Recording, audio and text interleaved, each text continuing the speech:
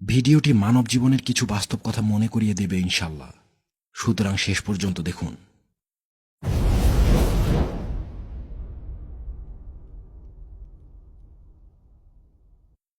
নূপুরের দাম 1000 টাকা হলেও তার স্থান পায়ে, টিপের দাম 1 টাকা হলেও তার স্থান কপালে।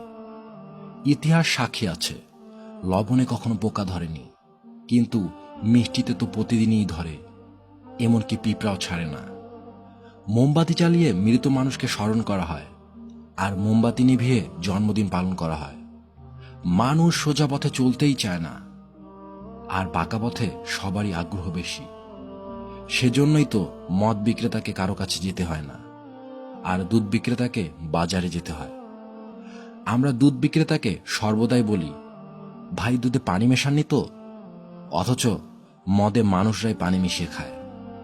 মানুষ ফজরের আজান শুনে ঘুম ভেঙে নামাজে যায়, আর এখন মানুষ রাতভর জেগে আজান শুনে ঘুমায়। আজ পর্যন্ত মানুষকে এতটুকুই চিনলাম, জানোয়ার বললে খেপে যায়, কিন্তু বাঘের বাচ্চা বললে খুশি হয়। অথচ দুটোই পশুর বাচ্চা। সত্যিই মানুষ বড় আজব।